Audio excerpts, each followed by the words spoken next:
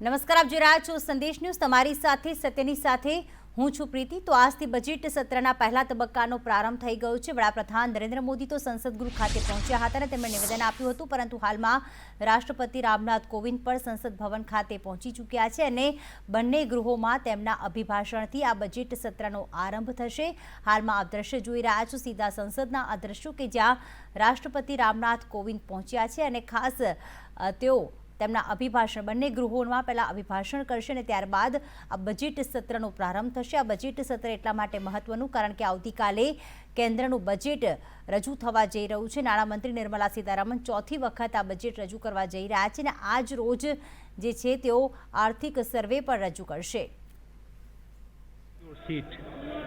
माननीय सदस्यगण, corona virus से उत्पन्न वैश्विक महामारी का यह तीसरा वर्ष है. इस दौरान हमने भारत के लोगों की लोकतांत्रिक मूल्यों में अगाध आस्था, अनुशासन और कर्तव्य परायणता को और मजबूत होते देखा है. आज जब भारत अपनी आज़ादी के 75 वर्ष पर अमृत महोत्सव मना रहा है, तब प्रत्येक भारतवासी की यह संकल्प शक्ति भारत के उज्जवल भविष्य के लिए असीम विश्वास पैदा करती है. इसी विश्वास के साथ मैं संसद भवन के इस ऐतिहासिक सेंट्रल हॉल से प्रत्येक भारतवासी का अभिनंदन करता हूं. मैं आज संसद के इस समवेत सत्र में देश के उन लाखों स्वाधीनता सेनानियों को नमन करता हूं जिन्होंने अपने कर्तव्यों को सर्वोच्च प्राथमिकता दी और भारत को उसके अधिकार दिलाए. आज़ादी के इन 75 वर्षों में देश की विकास यात्रा में अपना योगदान देने वाले सभी महानुभावों का भी मैं श्रद्धापूर्वक स्मरण करता हूँ. अमृत महोत्सव के इस कालखंड में देश की महान विभूतियों से जुड़े विशेष अवसर भी सभी देशवासियों को प्रेरणा दे रहे हैं. गुरु तेग बहादुर जी का 400वां प्रकाश वर्ष पर्व, श्री अरविंदो की 150वीं जन्म जयंती, V.O. चिदम्बरम पिल्लई का 150वां जन्म वर्ष और नेताजी सुभाष चंद्र बोस की 125वीं जन्म जयंती जैसे पुण्य अवसरों को मेरी सरकार पूरी भव्यता के साथ मना रही है. सरकार ने इस वर्ष से गणतंत्र दिवस समारोह को नेताजी की जयंती पर 23 जनवरी से ही मनाने की शुरुआत की है. मेरी सरकार मानती है कि अतीत को याद रखना तथा उससे सीख लेना देश के सुरक्षित भविष्य के लिए बहुत ही जरूरी है.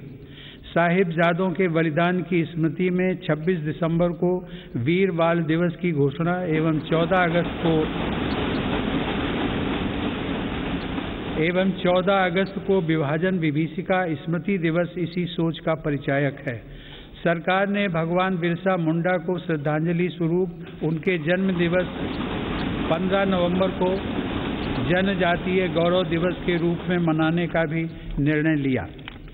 माननीय सदस्यगण, आज़ादी का अमृत महोत्सव हम सभी भारतीयों के लिए अगले 25 वर्षों के संकल्पों को आकार देने का पवित्र अवसर है. मेरी सरकार सबका साथ, सबका विकास, सबका विश्वास और सबका प्रयास के मंत्र पर चलते हुए अगले 25 वर्षों के लिए मजबूत बुनियाद पर तेजी से काम कर रही है. इस बुनियाद का सबसे महत्वपूर्ण संकल्प एक सर्वसमावेशी, सर्वहितकारी, सशक्त भारत का निर्माण और देश की आत्मनिर्भरता है. कोरोना के इस कठिन समय की चुनौतियों ने देशवासियों को अपने लक्ष्यों को जल्द से जल्द प्राप्त करने के लिए प्रेरित किया है. माननीय सदस्यगण, कोरोना महामारी ने पूरी दुनिया को प्रभावित किया है और भारत में भी हमारे बहुत से अपनों को हमसे छीना है. इन परिस्थितियों में केंद्र से लेकर राज्यों तक हमारी सभी सरकारों, स्थानीय शासन और प्रशासन, हमारे डॉक्टर्स, नर्सेज और हेल्थ वर्कर्स, हमारे वैज्ञानिकों और उद्यमियों सभी ने एक टीम के रूप में काम किया है. सरकार और नागरिकों के बीच यह परस्पर विश्वास, समन्वय और सहयोग लोकतंत्र की ताकत का अभूतपूर्व उदाहरण है. इसके लिए मैं देश के प्रत्येक हेल्थ और फ्रंट लाइन वर्कर का, हर देशवासी का अभिनंदन करता हूं. कोविड-19 के खिलाफ इस लड़ाई में भारत के सामर्थ्य का प्रमाण कोविड वैक्सीनेशन प्रोग्राम में नजर आया है। हमने 1 साल से भी कम समय में 150 करोड़ से भी ज़्यादा वैक्सीन डोज लगाने का रिकॉर्ड पार किया है। आज हम पूरी दुनिया में सबसे ज़्यादा वैक्सीन डोज देने वाले अग्रणी देशों में से एक हैं। इस अभियान की सफलता ने देश को एक ऐसा रक्षा कवच दिया है जिससे हमारे नागरिकों की सुरक्षा भी बढ़ी है और उनका मनोबल भी बढ़ा है। आज देश में 90% से अधिक वयस्क नागरिकों को टीके की 1 डोज मिल चुकी है, जबकि 70% से अधिक लोग दोनों डोज ले चुके हैं। हर घर दस्तक अभियान के माध्यम से सरकार बाकी लोगों तक भी पहुंच रही है। इसी माह वैक्सीनेशन प्रोग्राम में 15 से 18 वर्ष तक के किशोर किशोरियों को भी शामिल किया गया है।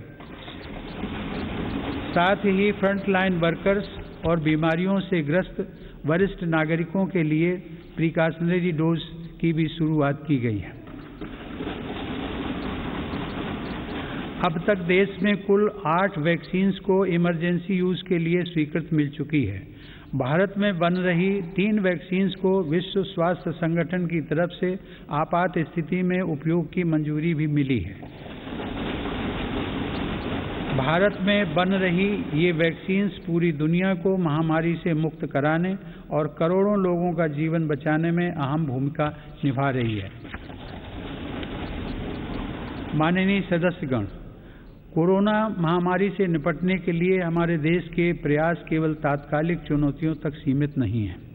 इसीलिए मेरी सरकार ऐसे दूरदर्शी समाधान तैयार कर रही है जो भविष्य के लिए भी प्रभावी और उपयोगी रहें।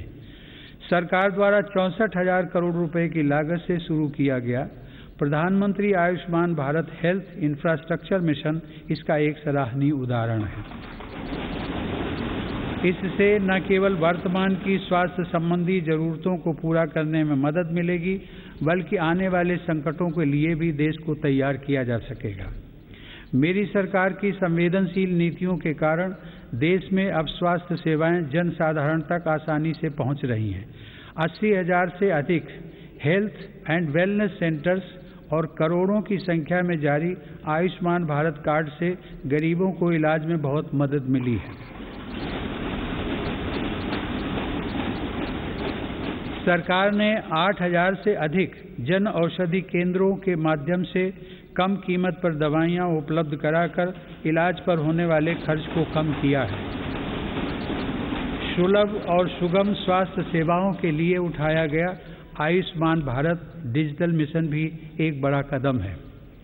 माननीय सदस्यगण, कोरोना काल में भारतीय फार्मा सेक्टर ने भी अपनी श्रेष्ठता को साबित किया है।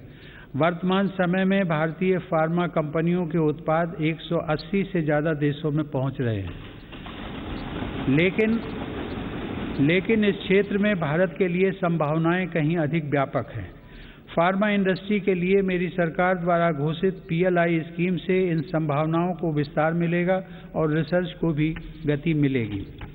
सरकार द्वारा किए गए प्रयासों के परिणाम स्वरूप योग, आयुर्वेद एवं पारंपरिक चिकित्सा पद्धतियों की लोकप्रियता लगातार बढ़ रही है।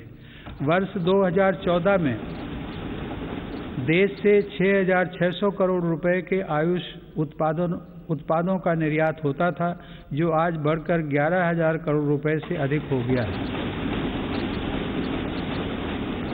दुनिया के सबसे पहले WHO global centre of traditional medicine की स्थापना भी भारत में होने जा रही है। माननीय सदस्यगण, हमारे संविधान के मुख्य शिल्पी बाबा साहब डॉक्टर भीमराव आम्बेडकर ने कहा था कि मेरा आदर्श एक ऐसा समाज होगा जो स्वाधीनता, समानता और भाईचारे पर आधारित हो। प्रजातंत्र सरकार का एक स्वरूप मात्र नहीं है। प्रजातंत्र का मूल है अपने साथियों के प्रति आदर और सम्मान की भावना। बाबा साहब के इन आदर्शों को मेरी सरकार अपने लिए ध्येय वाक्य मानती है। मेरी सरकार की आस्था अंत्योदय के मूल मंत्र में है, जिसमें सामाजिक न्याय भी हो, समानता भी हो, सम्मान भी हो और समान अवसर भी हो। इसीलिए आज सरकार की नीतियों में गांव, गरीब, पिछड़े, अनुसूचित जाति एवं जनजातियों को सर्वोच्च प्राथमिकता दी जा रही है। हाल के वर्षों में पद्म पुरस्कारों के चयन में भारत की यह भावना भली भांति झलकती है। विविधता से भरे भारत में देश के कोने कोने में समर्पित जीवन जीने वाले लोग राष्ट्र सेवा में जुटे हुए हैं। उनमें भारत की शक्ति के दर्शन होते हैं। माननीय सदस्यगण, कोरोना के इस महासंकट में हमने बड़े बड़े देशों में खाद्यान्न की कमी और भूख की परेशानी देखी है, लेकिन मेरी संवेदनशील सरकार ने इस बात का पूरा प्रयास किया कि 100 साल के इस सबसे बड़े संकट में कोई गरीब भूखा न रहे। प्रधानमंत्री गरीब कल्याण अन्न योजना के अंतर्गत मेरी सरकार सभी गरीबों को हर महीने मुफ्त राशन दे रही है। 80 करोड़ लाभार्थियों को 19 महीनों से खाद्यान्न वितरित करने हेतु 2,60,000 करोड़ रुपए के खर्च के साथ भारत में आज दुनिया का सबसे बड़ा फूड डिस्ट्रीब्यूशन प्रोग्राम चलाया जा रहा है। वर्तमान परिस्थितियों को देखते हुए पूरी संवेदनशीलता के साथ मेरी सरकार ने इस योजना को मार्च 2022 तक बढ़ा दिया है। कोरोना काल में गरीब के स्वाभिमान और उसके रोजगार की रक्षा करने के लिए सरकार प्रधानमंत्री स्वनिधि योजना भी चला रही है। यह योजना हमारे रेहड़ी पटरी वाले भाइयों बहनों के लिए बहुत सहायक सिद्ध हो रही है। इस योजना के तहत अब तक 28 लाख रेहड़ी पटरी वालों को 2900 करोड़ रुपए से ज्यादा की धनराशि जारी की गई। सरकार अब इन स्ट्रीट वेंडर्स को ऑनलाइन फूड डिलीवरी करने वाली कंपनियों के साथ भी जोड़ रही है। श्रमिकों के हितों की रक्षा के लिए सरकार ने ई-श्रम पोर्टल भी शुरू किया है, जिससे अब तक 23 करोड़ से अधिक श्रमिक जुड़ चुके हैं। जनधन आधार मोबाइल अर्थात जैम ट्रिनिटी को मेरी सरकार ने जिस तरह नागरिक सशक्तिकरण से जोड़ा है, उसका प्रभाव भी हम लगातार देख रहे हैं। 44 करोड़ से अधिक गरीब देशवासियों के बैंकिंग सिस्टम से जुड़ने के कारण महामारी के दौरान करोड़ों लाभार्थियों को सीधे कैश ट्रांसफर का लाभ मिला है। डिजिटल इंडिया और डिजिटल इकोनॉमी के बढ़ते प्रसार के संदर्भ में देश के यूपीआई प्लेटफॉर्म की सफलता के लिए भी मैं सरकार के विजन की प्रशंसा करूंगा। दिसंबर 2021 में देश में 8 लाख करोड़ रुपए से ज़्यादा का लेन देन यूपीआई के माध्यम से हुआ है। यह इस बात का उदाहरण है कि हमारे देश में जन सामान्य द्वारा बदलाव और तकनीक को बहुत तेजी से अपनाया जा रहा है। माननीय सदस्यगण, मेरी सरकार मूलभूत सुविधाओं को गरीब के सशक्तिकरण और गरीब की गरिमा बढ़ाने का माध्यम मानती है। पिछले वर्षों के अनवरत प्रयासों से प्रधानमंत्री आवास योजना में अब तक 2 करोड़ से अधिक पक्के घर गरीबों को मिल चुके हैं। प्रधानमंत्री आवास योजना ग्रामीण के तहत गत 3 वर्षों में करीब 1.5 लाख करोड़ रुपए की लागत से 1 करोड़ 17 लाख घर स्वीकृत किए गए हैं। हर घर जल पहुंचाने के उद्देश्य से शुरू किए गए जल जीवन मिशन ने लोगों के जीवन में बड़ा बदलाव लाना शुरू कर दिया है। महामारी की बाधाओं के बावजूद करीब 6 करोड़ ग्रामीण घरों को पेयजल के कनेक्शन से जोड़ा गया है। इसका बहुत बड़ा लाभ हमारे गांव की महिलाओं, बहनों, बेटियों को हुआ है। ग्रामीण क्षेत्रों में लोगों को उनकी संपत्ति के दस्तावेज देने के लिए शुरू की गई स्वामित्व योजना भी एक असाधारण प्रयास है। इस योजना के तहत अब तक 27,000 गाँव में 40 लाख से अधिक प्रॉपर्टी कार्ड दिए जा चुके हैं। ये प्रॉपर्टी कार्ड न केवल विवादों को रोकने में सहायक हैं, बल्कि गांव के लोगों को बैंकों से मदद मिलना भी आसान हो रहा है। माननीय सदस्यगण, मेरी सरकार ग्रामीण अर्थव्यवस्था और देश के किसानों को सशक्त बनाने के लिए निरंतर काम कर रही है।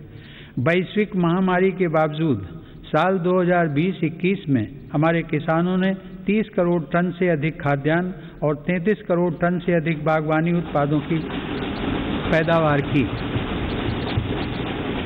सरकार ने रिकॉर्ड उत्पादन को ध्यान में रखते हुए रिकॉर्ड सरकारी खरीद की है।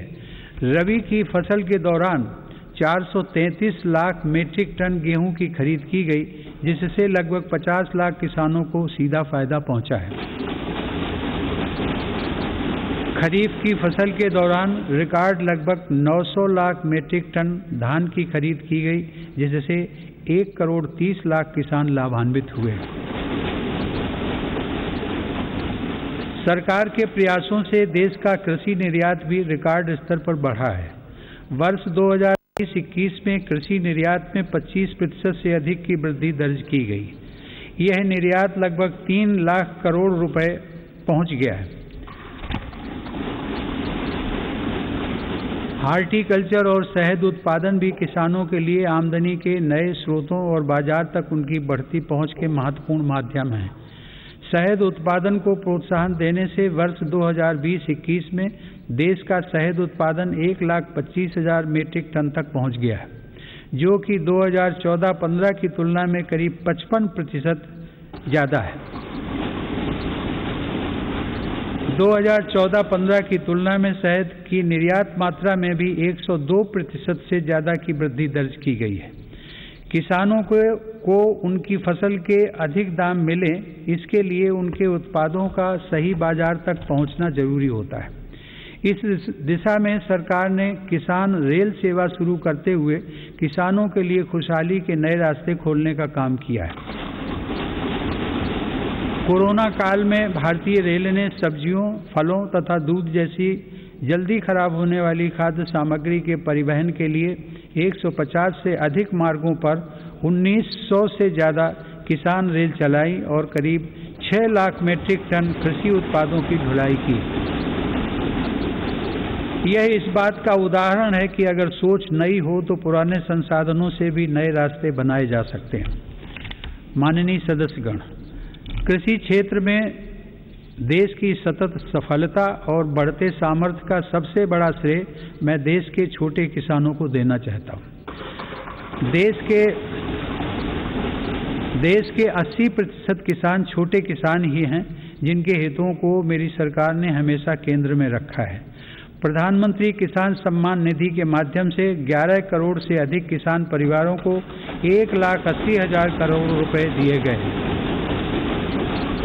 इस निवेश से कृषि क्षेत्र में आज बड़े बदलाव दिखाई दे रहे हैं। फसल बीमा योजना में नए बदलावों का लाभ भी देश के छोटे किसानों को हुआ है। इन बदलावों के बाद से अब तक 8 करोड़ से अधिक किसानों को मुआवजा के तौर पर 1 लाख करोड़ रुपए से ज़्यादा की राशि दी जा चुकी है। खेतों के नज़दीक जरूरी इंफ्रास्ट्रक्चर को विकसित करने के लिए भी मेरी सरकार अभूतपूर्व स्तर पर निवेश कर रही है। 1 लाख करोड़ रुपए के कृषि इंफ्रास्ट्रक्चर फंड के अंतर्गत हजारों परियोजनाओं को मंजूरी दी गई है। मेरी सरकार ने खाद्य तेल में आत्मनिर्भरता को ध्यान में रखते हुए 11,000 करोड़ रुपए की लागत से national mission on edible oils, oil palm की शुरुआत भी की है। सरकार ऑर्गेनिक खेती, प्राकृतिक खेती और क्रॉप डाइवर्सिफिकेशन जैसे विशेष प्रयास भी कर रही है। यह आप सभी की जानकारी में है कि संयुक्त राष्ट्र ने वर्ष 2023 को इंटरनेशनल ईयर ऑफ मिलेट्स के रूप में घोषित किया है। मेरी सरकार इंटरनेशनल ईयर ऑफ मिलेट्स को देश के किसानों, self help groups, FPOs, food industry और जन सामान्य के साथ मिलकर व्यापक स्तर पर मनाएगी। मेरी सरकार वर्षा जल संरक्षण के लिए भी गंभीरता से काम कर रही है। देश में रेन वाटर हार्वेस्टिंग इंफ्रास्ट्रक्चर के निर्माण और पारंपरिक जल स्रोतों के जीर्णोद्धार के लिए विशेष अभियान चलाए जा रहे हैं। प्रधानमंत्री कृषि सिंचाई योजना के तहत विभिन्न परियोजनाओं और अटल भू जल योजना की मदद से देश में 64 लाख हेक्टेयर सिंचाई क्षमता विकसित की गई है। नदियों को आपस में जोड़ने की योजनाओं पर भी सरकार ने काम आगे बढ़ाया है। हाल ही में 45,000 करोड़ रुपए की लागत से पूरी होने वाली केन बेतवा लिंक परियोजना को भी स्वीकृति दी गई है। यह परियोजना बुंदेलखंड में पानी की चुनौतियों को समाप्त करने में सहायक होगी। माननीय सदस्यगण, ग्रामीण अर्थव्यवस्था को गति देने में महिलाओं की भूमिका अधिक विस्तृत होती जा रही है। 2021-22 में 28 लाख सेल्फ हेल्प ग्रुप्स को बैंकों की तरफ से 65,000 करोड़ रुपए की मदद दी गई है। यह राशि 2014-15 की तुलना में 4 गुना अधिक है। सरकार ने हजारों महिला सेल्फ हेल्प ग्रुप्स के सदस्यों को ट्रेनिंग देकर उन्हें बैंकिंग सखी के रूप में भागीदार भी बनाया है। ये महिलाएं ग्रामीण क्षेत्रों में बैंकिंग सेवाओं को घर घर तक पहुंचाने का माध्यम बन रही हैं। महिला सशक्तिकरण मेरी सरकार की उच्च प्राथमिकताओं में से एक है। उज्ज्वला योजना की सफलता के हम सभी साक्षी हैं। मुद्रा योजना के माध्यम से हमारे देश की माताओं बहनों की उद्यमिता और कौशल को बढ़ावा मिला है। बेटी बचाओ बेटी पढ़ाओ पहल से अनेक सकारात्मक परिणाम सामने आए हैं और स्कूलों में प्रवेश लेने वाली बेटियों की संख्या में उत्साहजनक वृद्धि हुई है। बेटे बेटी को समानता का दर्जा देते हुए मेरी सरकार ने महिलाओं के विवाह के लिए न्यूनतम आय को 18 वर्ष से बढ़ाकर पुरुषों के समान 21 वर्ष करने का विधेयक भी संसद में प्रस्तुत किया है। सरकार ने 3 तलाक को कानूनन अपराध घोषित कर समाज को इस कुप्रथा से मुक्त करने की शुरुआत की है। मुस्लिम महिलाओं पर केवल मेहरम के साथ ही हज यात्रा करने जैसे प्रतिबंधों को भी हटाया गया है। वर्ष 2014 से पूर्व अल्पसंख्यक वर्ग के लगभग 3 करोड़ विद्यार्थियों को छात्रवृत्तियां दी गई थी, जबकि मेरी सरकार ने वर्ष 2014 से अब तक ऐसे 4.5 करोड़ से अधिक विद्यार्थियों को छात्रवृत्तियां प्रदान की।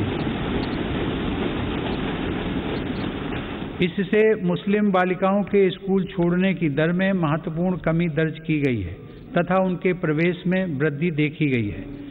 देश की बेटियों में सीखने की क्षमता को बढ़ावा देने के लिए राष्ट्रीय शिक्षा नीति में जेंडर इंक्लूजन फंड का भी प्रावधान किया गया है। यह हर्ष की बात है कि मौजूदा सभी 33 सैनिक स्कूलों ने बालिकाओं को प्रवेश देना शुरू कर दिया है। सरकार ने राष्ट्रीय रक्षा अकादमी में भी महिला कैडेट्स के प्रवेश को मंजूरी दी है। महिला कैडेट्स का पहला बैच एनडीए में जून 2022 में प्रवेश करेगा। मेरी सरकार के नीतिगत निर्णय और प्रोत्साहन से विभिन्न पुलिस बलों में महिला पुलिसकर्मियों की संख्या में 2014 के मुकाबले दोगुनी से ज़्यादा बढ़ोतरी हो चुकी है। माननीय सदस्यगण, महान संत तिरुवल्लुवर ने कहा था, कक्कर्क कसड्डर कर्प वई कट्रिपिन निकर्क अद्दकर्क तगा। अर्थात एक व्यक्ति जो कुछ भी सीखता है वह उसके आचरण में दिखाई देता है। आत्मनिर्भर भारत के संकल्प व सामर्थ्य को आकार देने के लिए मेरी सरकार देश में नई राष्ट्रीय शिक्षा नीति लागू कर रही है। राष्ट्रीय शिक्षा नीति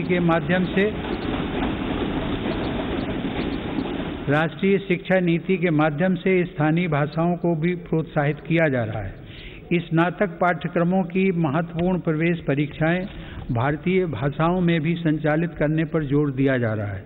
इस वर्ष 10 राज्यों के 19 इंजीनियरिंग कॉलेजों में 6 भारतीय भाषाओं में पढ़ाई शुरू हो रही है। स्किल इंडिया मिशन के तहत ITI, जन शिक्षण संस्थान और प्रधानमंत्री कौशल केंद्रों के जरिए पूरे देश में 2.25 करोड़ से अधिक युवाओं का कौशल विकास हुआ है। स्किल को उच्च शिक्षा के साथ जोड़ने के लिए UGC के नियमों में कई बदलाव भी किए गए हैं। कोरोना से लड़ाई के लिए स्किल इंडिया मिशन के तहत हेल्थ केयर से जुड़े 6 विशेष प्रशिक्षण कार्यक्रम शुरू किए गए। इनसे हेल्थ केयर सेक्टर को मदद मिल रही है। सरकार द्वारा जनजातीय युवाओं की शिक्षा के लिए हर आदिवासी बहुल ब्लॉक तथा एकलव्य आवासीय मॉडल स्कूल के विस्तार का काम किया जा रहा है। स्कूल लगभग 3.5 लाख जनजातीय युवाओं को सशक्त बनाएंगे। माननीय सदस्यगण, टोक्यो ओलंपिक के दौरान हम सभी ने भारत की युवा शक्ति की क्षमताओं को देखा है। इस अंतर्राष्ट्रीय प्रतिस्पर्धा में अब तक का बेहतरीन प्रदर्शन करते हुए भारत ने 7 मेडल जीते। टोक्यो पैरा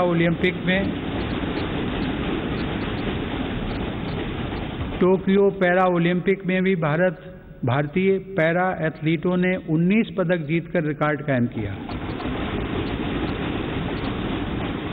ओलंपिक प्रतिस्पर्धाओं तथा खेलकूद में भारत की उपस्थिति मजबूत करने के लिए केंद्र सरकार राज्य सरकारों के साथ मिलकर देश में सैकड़ों खेलो इंडिया केंद्र स्थापित कर रही है। पैरा स्पोर्ट्स में दिव्यांग युवाओं को ट्रेनिंग देने के लिए सरकार ने ग्वालियर में आधुनिक सुविधाओं से युक्त सेंटर फॉर डिसेबिलिटी स्पोर्ट्स की स्थापना भी की है। माननीय सदस्यगण, दिव्यांगजनों के लिए सुगमता, समानता और सम्मानपूर्ण जीवन के अवसर प्रदान करना एक समाज के रूप में हमारी सामूहिक जिम्मेदारी है। इस दिशा में आज सुगम्य भारत अभियान हमारी राष्ट्रीय संवेदना का परिचय दे रहा है। दिव्यांगजनों का जीवन बदलने के लिए देश में निःशुल्क सहायक उपकरणों से लेकर कॉकलियर इम्प्लांट सर्जरी जैसे प्रोग्राम चलाए जा रहे हैं। इन कार्यक्रमों के अंतर्गत अब तक 25 लाख से अधिक दिव्यांग व्यक्तियों को सहायता उपकरण उपलब्ध करवाए गए हैं और करीब 4000 सफल कॉकलियर इम्प्लांट किए गए हैं। इन्हीं प्रयासों को आगे बढ़ाते हुए सरकार ने मध्य प्रदेश में national institute of mental health rehabilitation की स्थापना भी की है। दिव्यांग युवाओं के भविष्य के लिए 10,000 शब्दों की इंडियन साइन लैंग्वेज डिक्शनरी भी बनाई गई है। माननीय सदस्यगण, हमारा स्टार्टअप इकोसिस्टम हमारे युवाओं के नेतृत्व में तेजी से आकार ले रही अनंत नई संभावनाओं का उदाहरण है। वर्ष 2016 से हमारे देश में 56 अलग अलग सेक्टर्स में 60,000 नए स्टार्टअप्स बने हैं। इन स्टार्टअप्स के जरिए 6 लाख से अधिक रोजगारों का सृजन हुआ है। वर्ष 2021 में कोरोना काल में भारत में 40 से अधिक यूनिकॉर्न स्टार्टअप अस्तित्व में आए, जिनमें से प्रत्येक का मूल्य 7,400 करोड़ रुपए से अधिक आंका गया है। मेरी सरकार की नीतियों की वजह से आज भारत उन देशों में है जहां इंटरनेट की कीमत सबसे कम है तथा स्मार्टफोन की कीमत भी सबसे कम है। इसका बहुत बड़ा लाभ भारत की नौजवान पीढ़ी को मिल रहा है। भारत 5G मोबाइल कनेक्टिविटी पर भी तेजी से काम कर रहा है, जिससे अनेक नई संभावनाओं के द्वार खुलेंगे। सेमीकंडक्टर को लेकर भारत के प्रयासों का बहुत बड़ा लाभ हमारे स्टार्टअप इकोसिस्टम को होगा। भारत के युवाओं को तेजी से बदलती टेक्नोलॉजी का लाभ मिले, इसके लिए भी सरकार ने अनेक नीतिगत निर्णय लिए हैं। कई नए सेक्टरों में प्रवेश के द्वार खोले।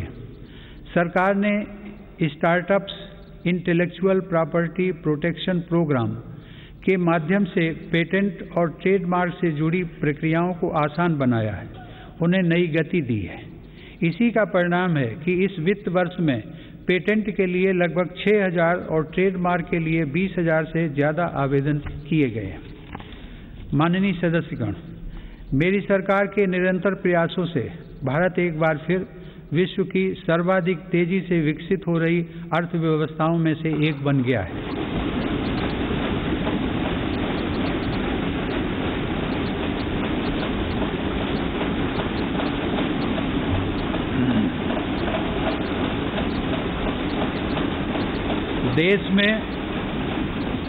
देश में जीएसटी कलेक्शन पिछले कई महीनों से निरंतर 1 लाख करोड़ रुपए से ऊपर बना हुआ है। इस वित्त वर्ष के पहले 7 महीनों में 48 बिलियन डॉलर का विदेशी निवेश आना इस बात का प्रमाण है कि अंतर्राष्ट्रीय निवेशक भारत के विकास को लेकर बहुत आश्वस्त हैं। भारत का विदेशी मुद्रा भंडार भी इस समय 630 बिलियन डॉलर से ऊपर है। हमारा निर्यात भी तेजी से बढ़ रहा है और पिछले रिकॉर्ड टूट रहे हैं। 2021 में अप्रैल से दिसंबर के दौरान भारत का गुड्स निर्यात लगभग 300 बिलियन डॉलर यानी 22 लाख करोड़ रुपए से अधिक रहा है, जो कि 2020 की इसी अवधि की तुलना में 1.5 गुना ज़्यादा है। मेरी सरकार ने मैन्युफैक्चरिंग सेक्टर में मौजूद संभावनाओं को साकार करने और युवाओं को नए अवसर देने के लिए 1,97,000 करोड़ रुपए से ज़्यादा के निवेश से 14 महत्वपूर्ण PLI स्कीम्स शुरू की हैं। ये PLI स्कीम्स न केवल भारत को ग्लोबल मैन्युफैक्चरिंग हब के रूप में स्थापित करने में मदद करेंगी, बल्कि रोजगार के 60 लाख से अधिक अवसर भी उपलब्ध कराएंगे। देश में मोबाइल उत्पादन की सफलता मेक इन इंडिया का एक बड़ा उदाहरण है। आज भारत विश्व में दूसरा सबसे बड़ा मोबाइल फोन निर्माता बनकर उभरा है। इससे भारत के लाखों युवाओं को रोजगार भी मिला है। हमारा देश इलेक्ट्रॉनिक और टेक्नोलॉजी हार्डवेयर के क्षेत्र में ग्लोबल लीडर बने, इसके लिए सरकार ने सिलिकॉन और compound semiconductor fabrication, display, FAB, chip design और इनसे जुड़े वेंचर्स के लिए हाल ही में 76,000 करोड़ रुपए का पैकेज भी घोषित किया है। मेरी सरकार नए क्षेत्रों के साथ साथ उन पारंपरिक क्षेत्रों में भी देश की स्थिति को पुनः मजबूत बना रही है जिनमें हमारे पास सैकड़ों वर्षों का अनुभव है। इसी दिशा में मेरी सरकार द्वारा वस्त्र उद्योग के विकास के लिए करीब 4,500 करोड़ रुपए के निवेश से 7 मेगा इंटीग्रेटेड टेक्सटाइल रीजन और अपैरल पार्क बनाए जा रहे हैं। इससे देश में इंटीग्रेटेड टेक्सटाइल वैल्यू चेन तैयार होगी। ये मेगा टेक्सटाइल पार्क्स भारतीय तथा विदेशी निवेशकों को भी आकर्षित करेंगे और रोजगार के लाखों नए अवसर पैदा करेंगे। माननीय सदस्यगण, भारत की समृद्धि में बड़े उद्योगों के साथ सूक्ष्म एवं लघु उद्योगों की भूमिका बहुत महत्वपूर्ण है। हमारे MSMEs हमारी अर्थव्यवस्था का मेरुदंड रहे हैं और आत्मनिर्भर भारत को गति प्रदान करते रहे। कोरोना काल में MSMEs को संकट से बचाने और जरूरी क्रेडिट उपलब्ध कराने के लिए सरकार ने 3 लाख करोड़ रुपए के कोलेटरल फ्री लोन्स की व्यवस्था की। हाल के अध्ययनों से यह स्पष्ट हुआ है कि इस योजना की सहायता से 13.5 लाख MSME यूनिट्स को जीवन दान दिया गया और 1.5 करोड़ रोजगार भी सुरक्षित किए गए। जून 2021 में सरकार 3 लाख करोड़ रुपए की इस गारंटी को बढ़ाकर 4.5 लाख करोड़ रुपए कर चुकी है। MSME सेक्टर को विस्तार प्रदान करने तथा इस सेक्टर के लिए अवसर बढ़ाने हेतु कई नीतिगत फैसले भी लिए गए हैं। MSMEs की नई परिभाषा से छोटे उद्योगों को आगे बढ़ाने में मदद मिल रही है। सरकार ने थोक और खुदरा व्यापारियों व स्ट्रीट वेंडर्स को उद्यम पोर्टल पर रजिस्टर करने की अनुमति भी दी है ताकि उन्हें प्रायोरिटी सेक्टर लेंडिंग का लाभ मिल सके। मैं खादी की सफलता का भी विशेष उल्लेख करूंगा। आज़ादी की लड़ाई में बापू के नेतृत्व में देश की चेतना का प्रतीक रही खादी एक बार फिर छोटे उद्यमियों का संबल बन रही है। सरकार के प्रयासों से 2014 की तुलना में देश में खादी की बिक्री 3 गुना बढ़ी है।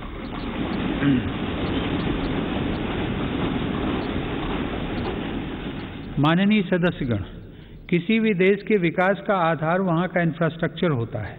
मेरी सरकार की दृष्टि में इंफ्रास्ट्रक्चर सामाजिक असमानता को पाटने वाला सेतु भी है। इंफ्रास्ट्रक्चर पर होने वाले निवेश से न केवल लाखों नए रोजगार पैदा होते हैं बल्कि इसका एक गुणात्मक प्रभाव भी होता है। इससे व्यापार करना सुगम होता है, परिवहन की गति बढ़ती है और हर सेक्टर में आर्थिक गतिविधियों में वृद्धि होती है। मेरी सरकार ने इंफ्रास्ट्रक्चर विकास के कार्यों को और अधिक गति प्रदान करने के लिए अलग अलग मंत्रालयों के कामकाज को प्रधानमंत्री गति शक्ति राष्ट्रीय मास्टर प्लान के रूप में एक साथ जोड़ा है। यह प्लान भारत में मल्टी मोडल ट्रांसपोर्ट के एक नए युग का प्रारंभ करने जा रहा है। भविष्य के भारत में रेलवेज, हाईवेज और एयरवेज अलग अलग और अलग थलग इंफ्रास्ट्रक्चर नहीं होंगे, बल्कि एक देश के एकजुट संसाधन के तौर पर काम करेंगे। ग्रामीण क्षेत्रों में सड़कों, संसाधनों और इंफ्रास्ट्रक्चर के निर्माण से देश की उन संभावनाओं को उड़ान मिल रही है जो दशकों से उपेक्षित पड़ी थी। प्रधानमंत्री ग्राम सड़क योजना की उपलब्धियां गर्व करने योग्य हैं। वर्ष 2020-21 में ग्रामीण इलाकों में 100 किलोमीटर प्रतिदिन से अधिक की रफ्तार से 36,500 किलोमीटर सड़कें बनाई गई हैं और हजारों रिहायशी क्षेत्रों को ऑल वेदर रोड कनेक्टिविटी से जोड़ा गया है। आज देश के नेशनल हाईवेज भी पूरब से पश्चिम और उत्तर से दक्षिण पूरे देश को एक साथ जोड़ रहे हैं। मार्च 2014 में हमारे देश में राष्ट्रीय राजमार्गों की कुल लंबाई 90,000 किलोमीटर थी, जबकि आज उनकी लंबाई बढ़कर 1,40,000 किलोमीटर से अधिक हो गई है। भारतमाला परियोजना के अंतर्गत लगभग 6 लाख करोड़ रुपए की लागत से 20,000 किलोमीटर से अधिक लंबाई के राजमार्गों पर काम किया जा रहा है। इनमें 23 ग्रीन एक्सप्रेसवेज और ग्रीन फील्ड कॉरिडोर्स का विकास भी शामिल है। दिल्ली मुंबई एक्सप्रेस वे भी पूरा होने के करीब है, जो कि भारत का सबसे लंबा और सबसे तेज एक्सप्रेस वे होगा। मेरी सरकार को पंढरपुर तीर्थ को जोड़ने वाले संत ज्ञानेश्वर मार्ग और संत तुकाराम पालकी मार्ग के चौड़ीकरण का काम शुरू करने का सौभाग्य भी मिला है। देश में आधुनिक इंफ्रास्ट्रक्चर के विकास से आज जहां एक ओर विकास के नए रास्ते खुल रहे हैं, तो वहीं दूसरी ओर इससे देश की सुरक्षा को भी नई ताकत मिल रही है। बॉर्डर रोड्स ऑर्गेनाइजेशन (BRO) ने लद्दाख में उमलिंग ला दर्रा पर 19,000 फीट की ऊंचाई पर विश्व की सबसे ऊंची परिवहन योग्य सड़क का निर्माण किया है। लद्दाख के डेमचोक, उत्तराखंड के जोलिंगकोंग और अरुणाचल प्रदेश के हुरी जैसे सर्वाधिक दूरस्थ गांवों को भी आधुनिक सड़कों से जोड़ा गया है। मेरी सरकार भारतीय रेलवे का भी तेज गति से आधुनिकीकरण कर रही है। नई वंदे भारत ट्रेनें तथा नए विस्टाडोम कोच भारतीय रेल की आभा में वृद्धि कर रहे हैं। बीते 7 वर्षों में 24,000 किलोमीटर रेलवे रूट का विद्युतीकरण हुआ है। नई रेलवे लाइंस बिछाने और दोहरीकरण का काम भी तेज गति से जारी है। गुजरात में गांधीनगर रेलवे स्टेशन और मध्य प्रदेश में रानी कमलापति रेलवे स्टेशन आज आधुनिक भारत की नई तस्वीर के रूप में सामने आए हैं। कश्मीर में चिनाब नदी पर निर्मित हो रहा रेलवे आर्च ब्रिज आकर्षण का केंद्र बन रहा है। मेरी सरकार ने गरीब और मध्यम वर्ग का जीवन आसान बनाने के लिए पब्लिक ट्रांसपोर्ट की सुविधा बढ़ाने में भी असाधारण काम किया है। देश में 11 नई मेट्रो लाइंस पर सेवाएं शुरू की गई हैं, जिनका लाभ 8 राज्यों में लाखों लोगों को हर दिन मिल रहा है। भारत आज दुनिया के 4 सबसे बड़े ड्राइवरलेस ट्रेन नेटवर्क वाले देशों में भी शामिल हो गया है।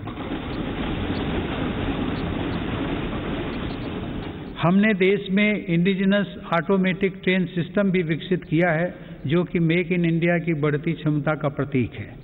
सरकार ने देश में 21 ग्रीन फील्ड एयरपोर्ट्स के निर्माण के लिए भी मंजूरी दी है। इनमें से देश का सबसे बड़ा एयरपोर्ट उत्तर प्रदेश के गौतम बुद्ध नगर जिले में बन रहा है।